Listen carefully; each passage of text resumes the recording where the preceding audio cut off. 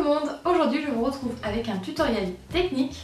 On va voir ensemble comment dompter le jersey. J'utiliserai dans cette vidéo une machine à coudre, mais je vous montrerai aussi comment coudre le jersey à l'aide d'une surjeteuse. La première fois que j'ai voulu travailler le jersey, c'était il y a à peu près 2 ans, et toutes mes coutures craquaient, les points sautaient, il n'y avait rien de régulier, ça gondolait, et à l'époque je m'étais dit que ma machine n'était pas assez bien. Mais en fait il existe plein de petites astuces et des petites règles de base à respecter, et ça devient tout de suite beaucoup plus facile. Je vous avais dit la semaine dernière que je vous montrerai à quoi me servirait mon tissu à motif, mais il me semble impératif de d'abord vous montrer comment travailler le jersey avant de vous montrer le tutoriel qui arrivera dans les semaines qui suivent. Cette vidéo risque d'être un peu longue, du coup en description vous pouvez retrouver le timing et les points qui peuvent vous intéresser. Et on commence tout de suite. Donc déjà au niveau de la définition même du jersey, qu'est-ce que c'est? Donc c'est un tissu extensible à mailles et donc il y a un sens. Le sens de la largeur est très extensible en général et le sens de la hauteur l'est beaucoup moins. Vous pourrez retrouver le jersey dans beaucoup de vêtements, donc par exemple les t-shirts, certains sous-vêtements tels que les boxers pour hommes ou les petites culottes dites en coton pour femmes. Vous le retrouverez également dans certaines robes, dans certains hauts, dans les cols roulés, dans les pyjamas, enfin dans beaucoup de vêtements et c'est une matière qui est très confortable à porter. Comme je vous l'ai dit précédemment, le jersey a un sens et il est hyper important de le respecter. Par exemple, si vous confectionnez un t-shirt tout simple, il est important d'avoir le côté élastique en largeur et le côté un peu moins élastique en hauteur. Ça va vous donner beaucoup plus d'aisance lorsque vous porterez le vêtement. Pour coudre le jersey avec une aiguille simple sur une machine à coudre, il faut utiliser une aiguille stretch, aussi appelée aiguille jersey ou pointe boule. Cette aiguille va vous donner de l'aisance lors de la couture et surtout elle vous permettra que les points ne sautent pas. N'hésitez pas à vous référencer au manuel de votre machine à coudre parce qu'il vous donne souvent des indications sur quel type d'aiguille adopter pour travailler le jersey. Par exemple pour la FS40 de Brother, donc ma machine à coudre, il est recommandé d'utiliser une aiguille stretch de taille 50-60 et de la marque Schmetz. Maintenant on va aborder un point un peu plus complexe au niveau de la couture, il s'agit du choix des points. Pour coudre le jersey ou toute autre matière élastique, vous ne pouvez pas utiliser n'importe quel point. Par exemple, vous ne pourrez pas utiliser un point droit parce que votre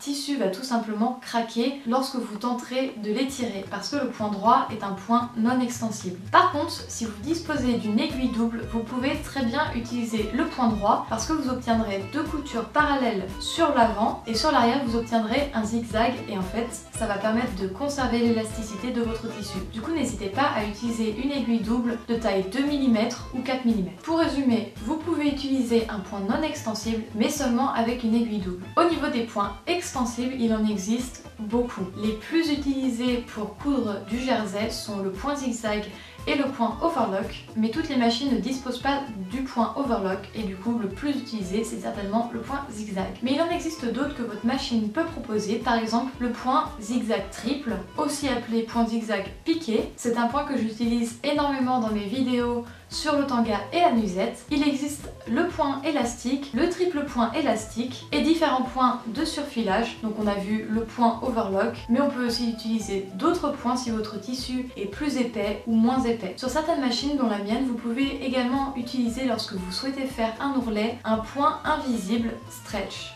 Mais attention, chaque point a une utilisation. Certains vont servir à assembler, surfiler, d'autres vont servir à faire des ourlets par exemple, ou aussi à réaliser des finitions ou des surpiqûres. Pour assembler des tissus, les points les plus utilisés sont le point zigzag et le point overlock. En effet, ces points servent à coudre des tissus moyens qui constituent la plupart de ceux que l'on coud en général lorsqu'il s'agit de jersey. Mais on peut également utiliser deux autres points de surfil pour les tissus élastiques fins et pour les tissus élastiques plus épais.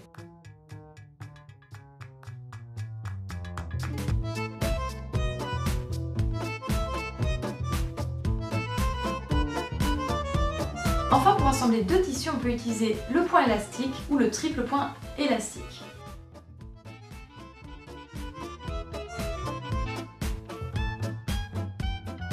Ces 4 points servent aussi à surjeter les tissus et à obtenir des bords propres. Pour réaliser un ourlet invisible sur du jersey, il existe parfois des points. Par exemple, il y en a un sur la FS40 et il s'agit tout simplement du point invisible mais spécial stretch. Pour fixer un élastique, il y a plusieurs méthodes. On peut utiliser un point droit avec une aiguille double. On peut également utiliser un point zigzag. On peut utiliser un point zigzag triple et ça c'est l'un de mes préférés pour fixer un élastique, surtout en lingerie. De manière générale, réaliser un point droit à l'aide d'une aiguille double ou un point zigzag triple donne un meilleur résultat et de meilleures finitions. Du moins, c'est mon avis.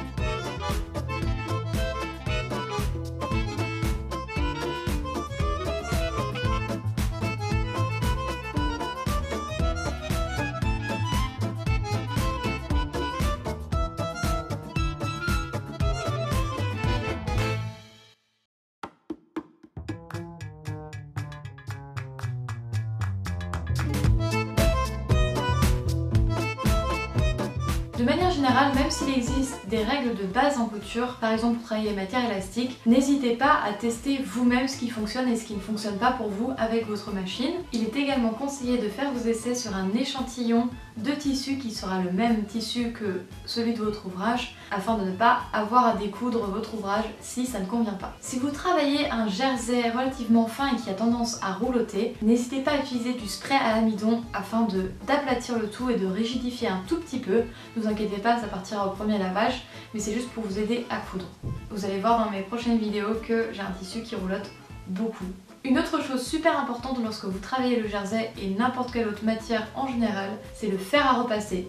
N'oubliez pas de repasser à chaque fois votre ouvrage. Alors oui, c'est un petit peu pénible, mais si vous installez votre fer sur une autre table et que vous repassez régulièrement votre ouvrage, le résultat sera beaucoup plus propre à la fin. Et enfin, si vous disposez d'une surjeteuse 3 ou 4 fils ou 2, 3 ou 4 fils, vous pourrez voir la différence de ces surjeteuses dans mes vidéos que j'ai fait précédemment, sachez qu'elle va vous faire gagner beaucoup de temps. Par exemple, vous pouvez assembler et ça va vous couper les bords nets et vous donner vraiment un résultat extrêmement propre. Par contre, pour les finitions comme les ourlets ou la pose d'un élastique ou autre, il vaut mieux utiliser la machine à coudre, du moins je préfère, je trouve que le résultat est beaucoup plus joli. Cette vidéo est terminée, j'espère qu'elle vous aura appris quelques petits trucs. Si vous avez d'autres astuces, n'hésitez pas à me les partager en commentaire, il me reste plein de trucs à apprendre, alors je suis preneuse d'astuces. Je vous retrouve la semaine prochaine avec une nouvelle vidéo et je vous dis à très vite.